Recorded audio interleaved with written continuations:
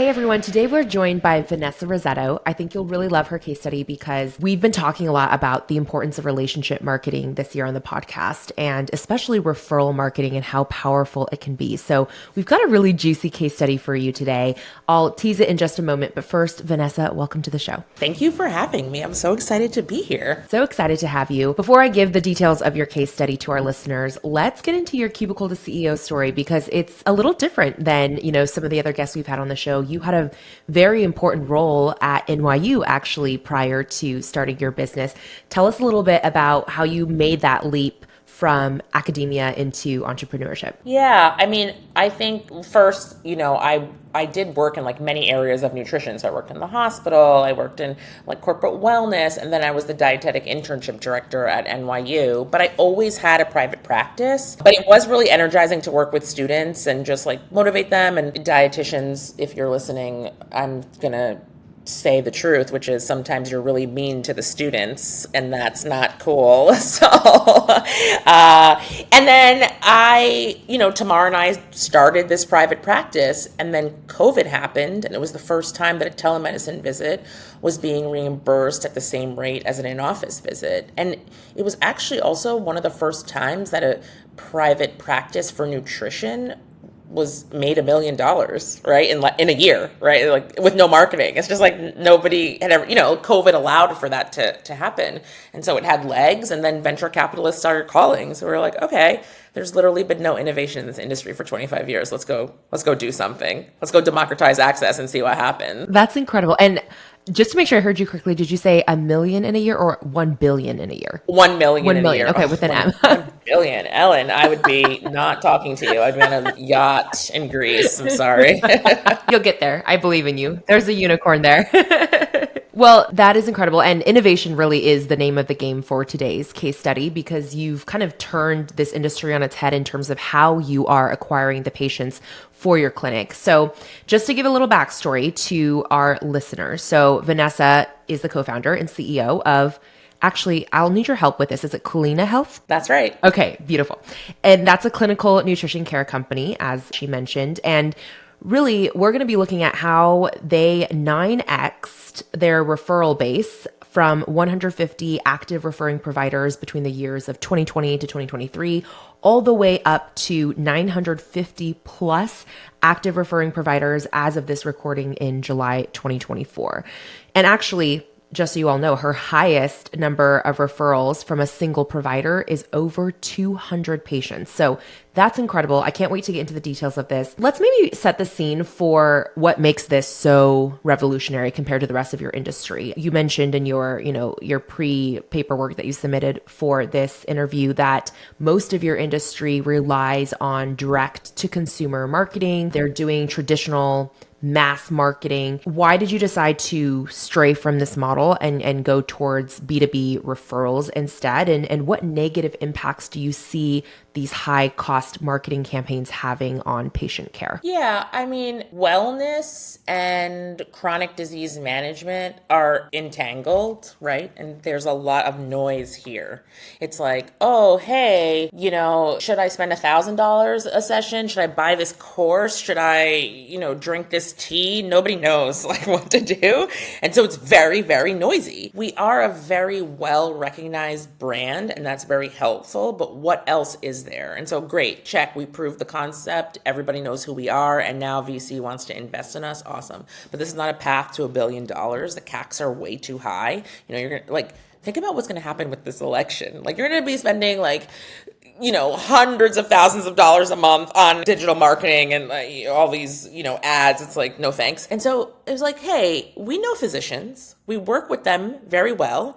We understand what goes on in the patient's mind. If the doctor makes the referral, that is paramount for the patient. So let's go to the physicians and offer them something that they're not getting. We're going to give them information back on their patient. We're going to collaborate with them. We're going to keep less acute patients out of their offices so people who are actually really sick can be in there. We're also going to deliver better outcomes to their patients, and that's going to allow for them to go back and negotiate higher rates. And by the way, we're going to tell them all of this. They need to know this. And we're going to make this process very easy for them. And so we just went and called on doctors. First, we called on the doctors that we knew. Just go knock on their door and be like, hey guys, give it to me. And then it's like, okay, great. Started servicing the patients. They were getting good care. The physicians are happy. They're telling their other friends in the practices. And this is where we found this product market fit. Then we went back to those doctors and we said, yeah, like who else do you know? So like one physician group in New York City, a gastroenterology group, they have dietitians, but they still refer to us because they don't take insurance. And so so if it's cost prohibitive or there's overflow, they send us those patients and only to us. Went back to one of their partners and I was like, who else do you know? And she's like, oh, let me text my fellow in DC. Texted the fellow in DC. That guy's like, oh my God, please come here. We don't know who to send our patients to. We have 200,000 patients and 150 physicians, and we don't have anywhere to send these patients. And we're like, great. And so that was it. We just started to like rinse and repeat that.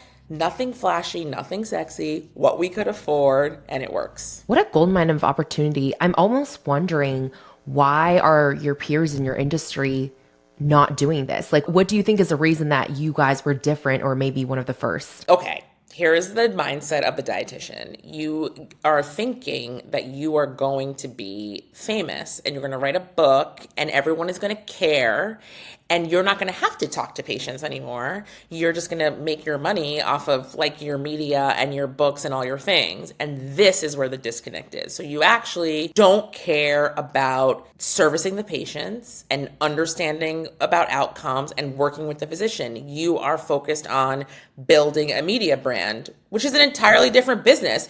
And there's nothing wrong with that. It's just like, this is different than what we're doing. And so that is how we broke away and are rising to the top. Interesting, super interesting. And I'm saying this as a founder of a media business, right? And you're so right. It is a completely different business model, you know, with entirely different priorities, like you said, in terms of like who the real stakeholder is at the end of the day. So you strayed away from this mass consumer marketing, you went to physician referrals. You already talked about how at the beginning it was really just like, let's look at our inner circle and then kind of expand from there.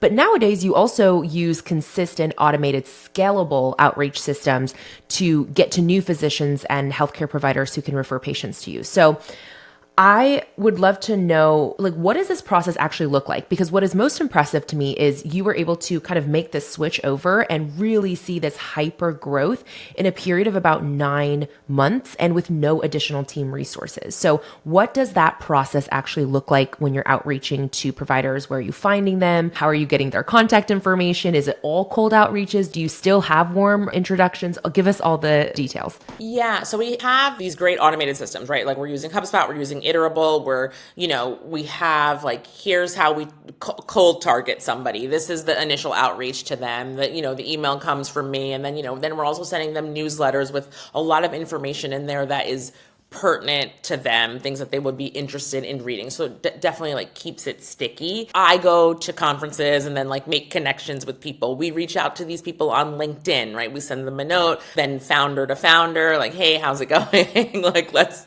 set up a meeting. Let's have a lunch. And then it's like, you know, this pharma model, right? Just go knock on the doctor's doors. So what is the region that we're targeting? Here are the top 100. We're going to send them something automated first. Let's see who's referring. And then, you know, back into it that way. Also, like sometimes you just get like a bunch of referrals from a physician group and you're like, oh, we don't know these people yet. So let's send them a note. Hey, we have your patients. This is how they're doing. Can we meet with you? 9 times out of 10, they say yes. There's always like that one outlier that's like, I don't want to talk to you. You do good work. So I'm going to keep sending the patients and like, you'll hear from me if it's bad. And you're like, okay, it's cool too. So yes, it starts as an automated process. Then you're, you know, getting more and more referrals. And then, you know, a quarter of our sessions last month came from One Medical. So we're in talks with the chief network officer on how we can paper a formal deal. Wow. I like that you mentioned, by the way, you know, the kind of big pharma model, because I think one thing that is interesting about your outreach to these physicians is they are used to being wooed by big pharma budgets when people are trying to earn their business. And you are very clear that you are very cost effective in how you outreach to them. So could you maybe, just for those who are listening that are outside of this industry and are not familiar with those types of dealings, like what is a typical approach for someone trying to earn a physician's business with a big pharma budget? Like, what kinds of things are they doing to capture their attention? And then in comparison, what are you guys doing to capture and compete for these same physicians' attention in a way that doesn't require you to have this large advertising budget? Yeah, I mean, in recent time, physicians aren't getting presents and things anymore from big pharma, right? It's not allowed. I have been witness to some wild things when I worked in the hospital, like being like, did that guy just get a car? Like, No wow, way. Are you right? serious? Yeah, Oh or my like, gosh. or like vendors would come onto the floor and give social workers like Prada diaper bags because those social workers were making referrals. So yeah, like those things we do not do. Definitely, you know, high referring partners, like, hey, we're gonna have lunch for your practice, right? Like that's like as much as we will do or feel comfortable doing. So there's that. It is about the outcomes. It's about them being able to negotiate higher rates, and then it's also, is there an opportunity for us to do a rev share? We are the nutrition provider for certain groups, like solely that we've been like brought in and credentialed under them, and then they are billing for our services and paying us. So there's a rev share there, and they are making money that way in a very like legal way, right? And so so those are like the smart things that people can do that are still kosher. But honestly, at the end of the day, if you don't provide a good service, they don't care. And they don't, because, like the doctor's like, my life is already hard. Like, if you make it harder, I don't want to ever talk to you again. That's very fair. Okay, that's a really interesting point because I do remember reading somewhere in your notes that you had submitted that referral commissions are not allowed in your industry, right? It's not legal to pay someone for a referral, but the rev share, that's an interesting model. So in those cases, like the partners that you do have a rev share model with where they're billing and, keeping a portion of whatever the revenue is, do you typically like, are you offering that option to certain groups or physicians where you see a large potential for, a large volume of referrals? Or is that something that comes up more organically, or are you actually utilizing it as like part of your pitch to get them to sign on as a referrer? Comes on later in the process, right? So, we're working together. There's like very high velocity of referrals. Everybody is really happy. How do we take this to the next level? If you have 200,000 patients, how do we get more of those patients? Or, like One Medical has 858,000 patients. I think like last month, it was like 150 new physicians from One Medical referred at least one patient on top of all the other One Medicals that are referring, right? So there it makes sense. But, just because somebody sent you a referral once or twice, it doesn't make sense there. And so just like being really judicious and constantly refining, like we have weekly growth meetings, we're looking at the dashboards, we're seeing who the higher referrers are, we're making sure that they're continuing to refer, what are the webinars and the different things that are free for them and also free to us because we've already created them that we can share with them, that makes them engaged with us and know that like it's not just about the patient, it's about them too, and like really helping their practice thrive. Those are the things that they are most interested in. So give me an example of a webinar like that. Help me understand, like, what do you talk about in these webinars that are helping their practice? Yeah, so like for example, we did one recently where we trained the medical assistants. So training the medical assistants on how to talk to patients about their like biometric screen, so like their blood pressure, right, and their oxygen levels, and what are they what are they there for, and what are they interested in talking about with the physician, and then how the medical assistant will disseminate that information to the doctor. That cuts through a lot of questions that the doctor doesn't have to now ask, because the medical assistant is like, I asked here, I checked all the boxes, like now you can spend less time in here and more time in the next room, right? And so it's those kinds of things that seem so silly and stupid, but it's like Again, how are we making their jobs easier? Because remember, like private practice, not a one medical, obviously, but just like a mom and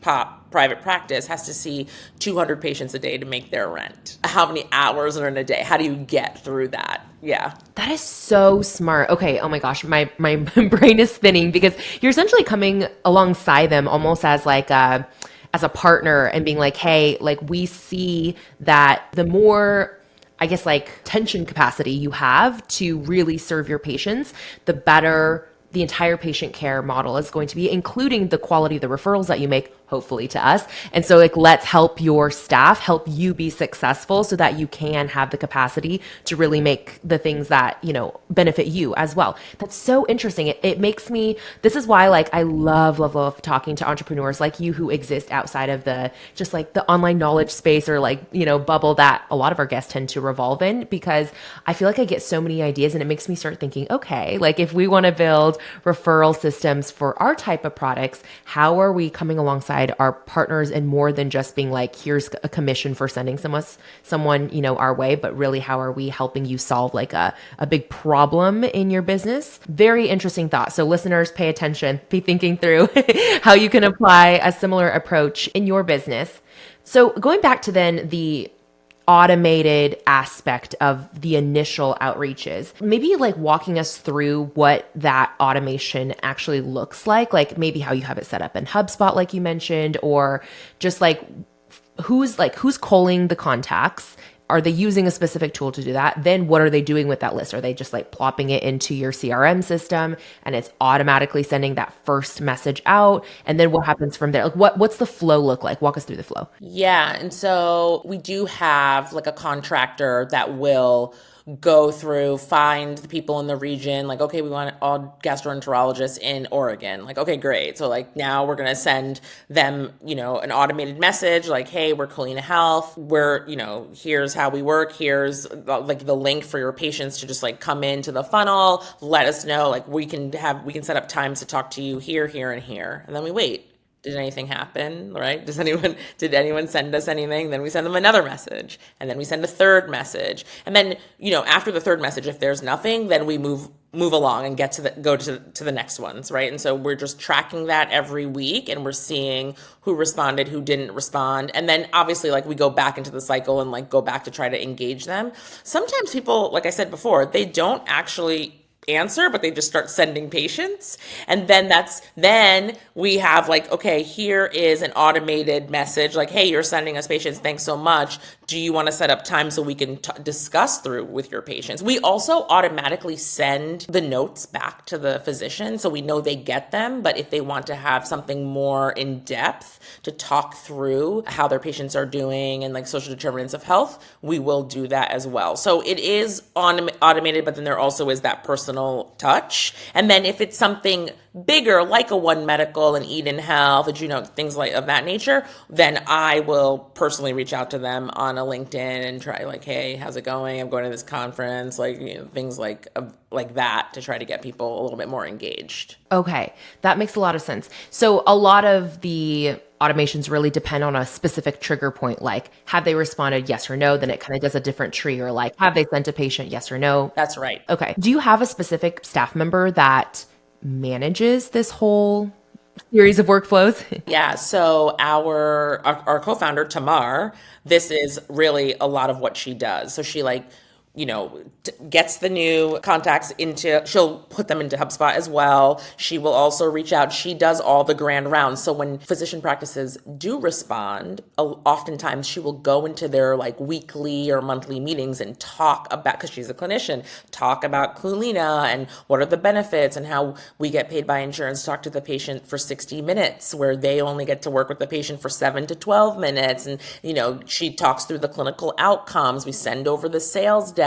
So it is very detailed once that practice bites. Like the second they are, yeah, we're one in, then it's like, okay, here are all the things we can do. And they're like, oh, yes, you're going to make my life easy. Perfect. Let's do it. What percentage of these cold outreaches would you say results in either one, a bite of any form, like some sort of response, or a referral sent your way, regardless of whether they respond? Like what percentage ends in a positive outcome, I would say. Yeah, it's like 70% because physicians have always tried to refer their patients to dietitians and they never get anything back. They don't know. Like the patient just like goes into the abyss or the patient incurs a cost. There's always something extra. And so now here it's like we're engaged, we're communicating back to you. There are no surprises. There's no hole. You are very clear. You know what's happening. And they're like, okay, why wouldn't we do this? Why wouldn't we do this? And also the patient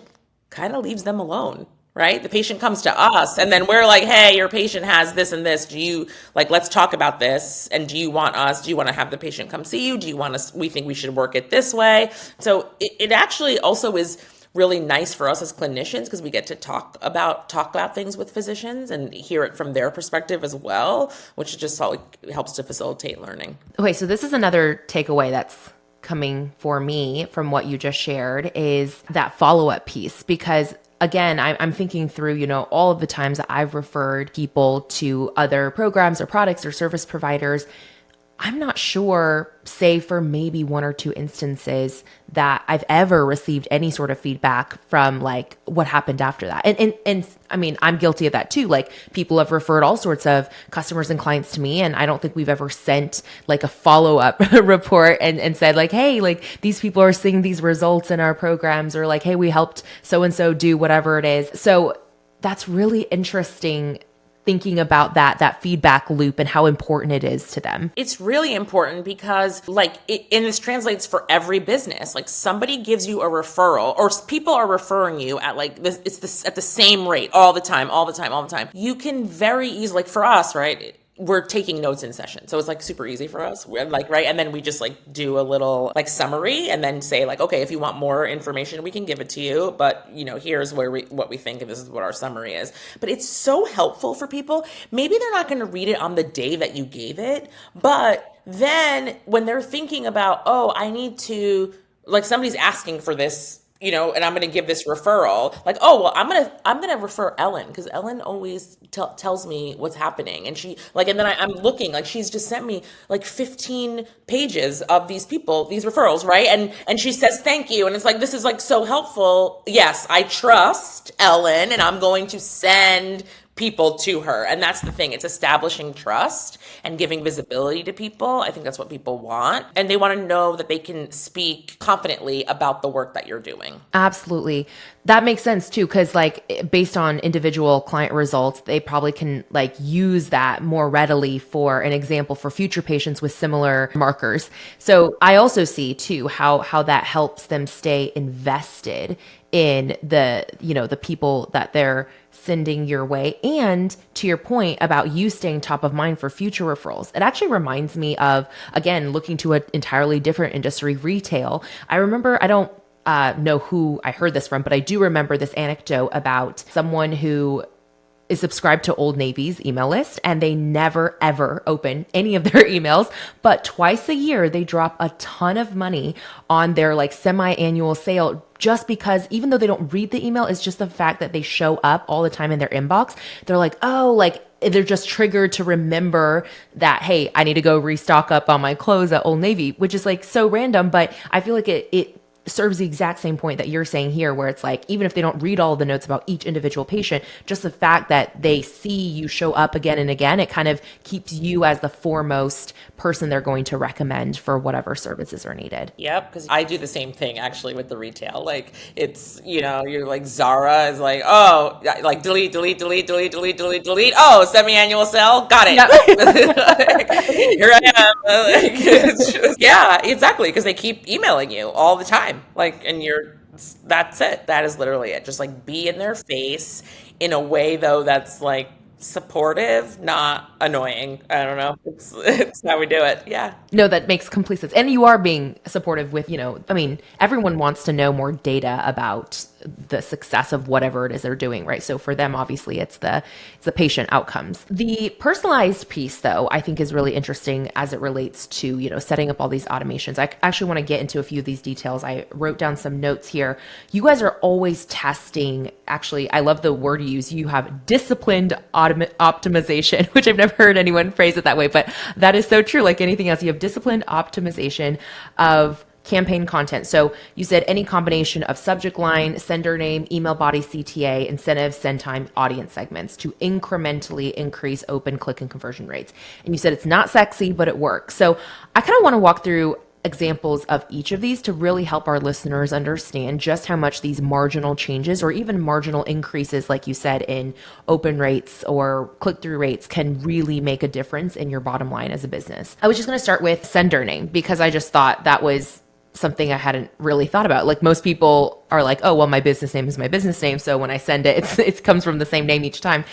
What are some of the options that you've tested for sender name? Yeah, so they'll send it from just me. They'll send it from Tamar and I. They'll send it from just Tamar. We'll send it from, our VP of Clinical Affairs. We'll send it from just one of our staff dietitians, just to see who gets the most clicks, right? Like what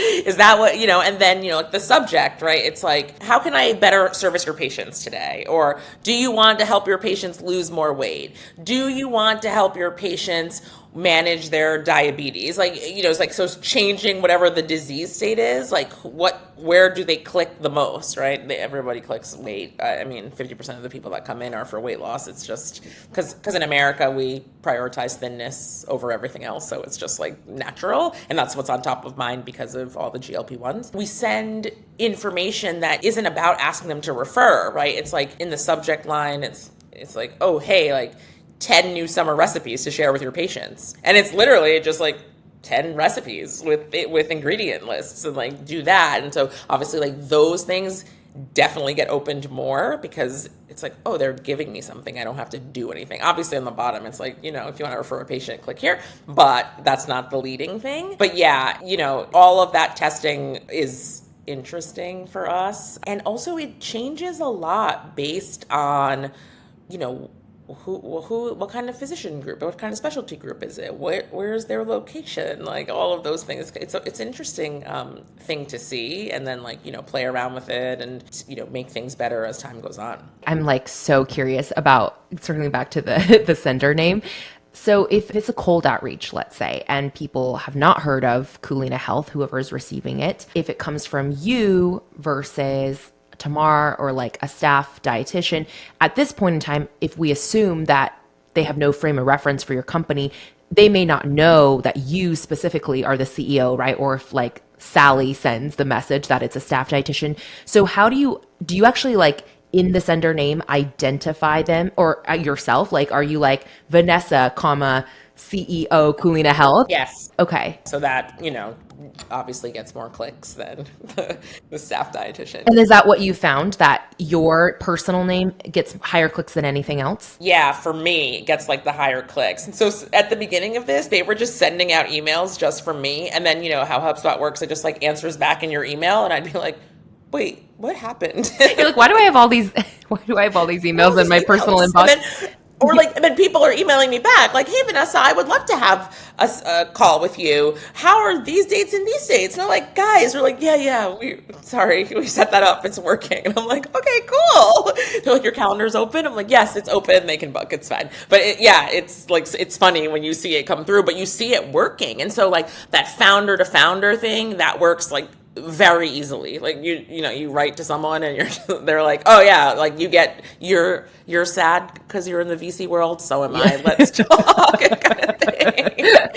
Yeah, there's camaraderie in there. But yeah, that stuff is real, and people, I don't know, there's some street cred there because you're the CEO. I think people like to, interface obviously with who they perceive to be the decision maker for any number of things. Okay, that's super helpful. Thank you for sharing that.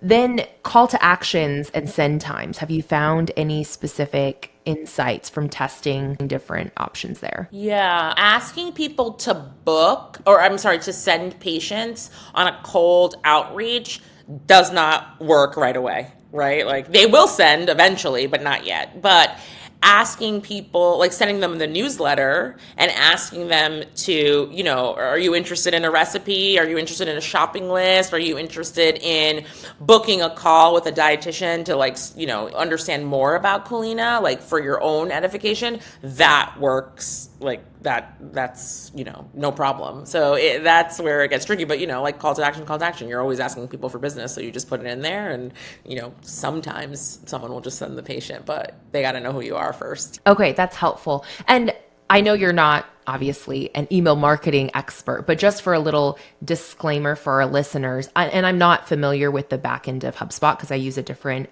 email marketing service, but how do you ensure, for example, with these cold outreaches that you are complying with? Because I mean, anyone can cold email anybody, right? But in terms of like adding someone as a regular subscriber to a list, like there are obviously email laws about your ability to do that, and also always giving someone an option to unsubscribe. How do you work around being able to send out mass outreach on a scalable level, but also making sure you comply with spam laws around email? Yeah, so we definitely like do it in tranches so that we're, not seen as like spamming anyone. There are all the areas for one to unsubscribe. If people unsubscribe, we do not continue to send them messages. And then also, there's that like HIPAA component for us too, because, we not only send to physician partners, but we also outreach to patients, right? But only when they become a patient. When they become a patient, they still have to opt in to any communication to us. And so if patients don't opt in, then we don't communicate to them. But we actually, because of the nature of our business,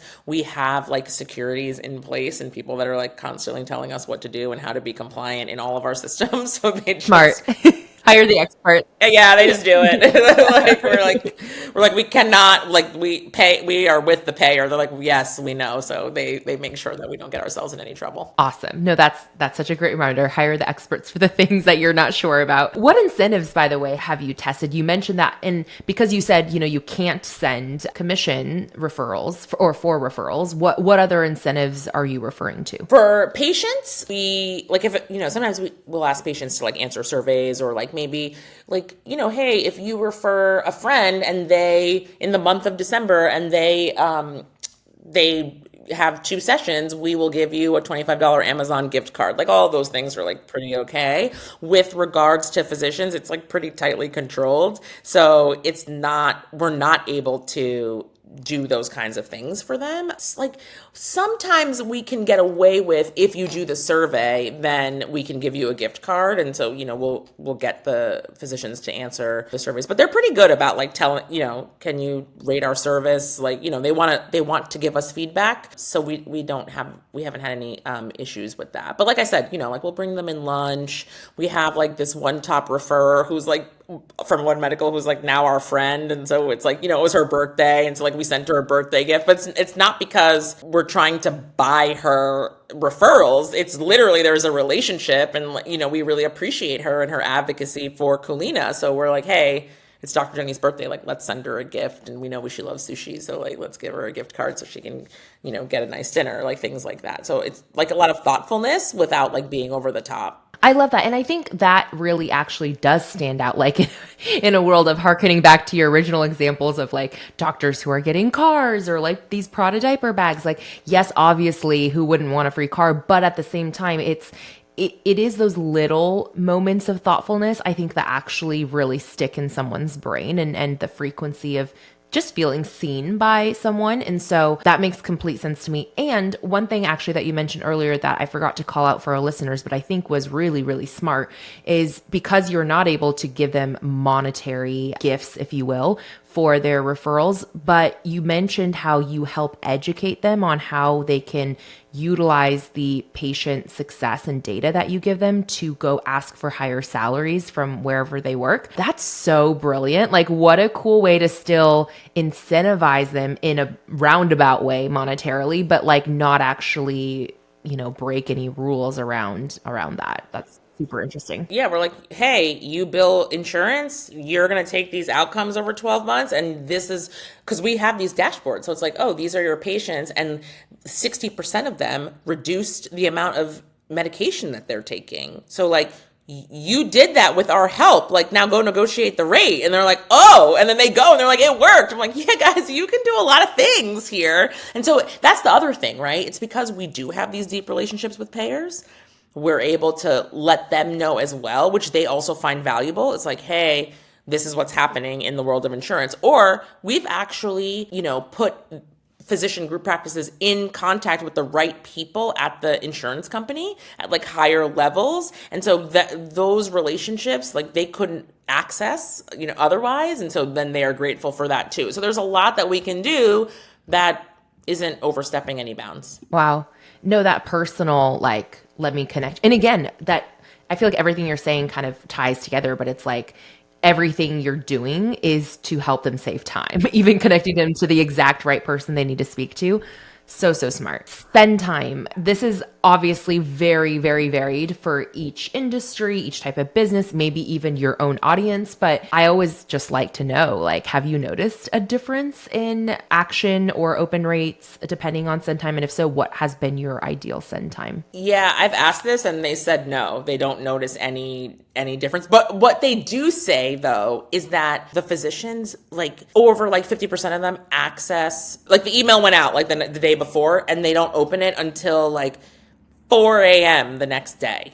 They're like, it's like a weird thing. Like a lot of them do that. I'm like, oh, well, it's probably like they get up before like the world wakes up. Then they're like, oh, let me click and see what these Culina people are doing because I sent a bunch of patients to them.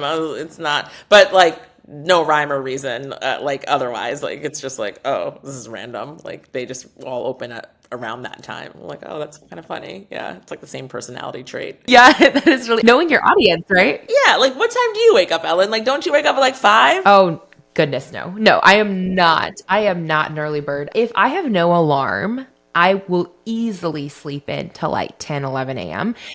Yeah, I could sleep forever.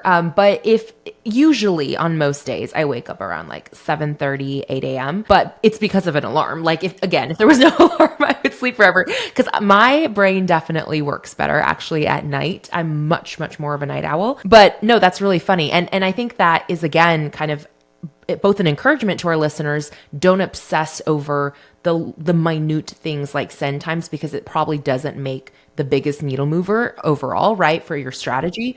But B, do still pay attention to those details like what you noticed because maybe that, will help inform other pieces of your strategy if there's like recurring patterns. So that's awesome. To wrap up this case study, I kind of wanted to just high level look at some of these numbers. You mentioned that if you had achieved the same results that you've gotten through referral marketing, you would be spending anywhere between $300,000 to $400,000 a month conservatively. Like if you were using the traditional model of like mass consumer marketing. By comparison, what would you estimate that you spend monthly now to run and grow this referral system through this strategy? I mean, we pay Tamar's salary.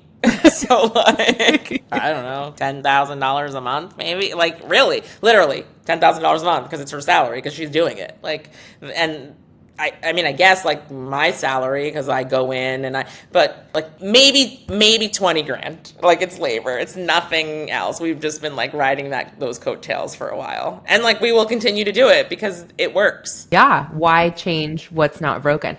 That's amazing. Okay. So, I mean, that's a huge opportunity, right? 300,000, 400,000 versus 20,000 is a big difference.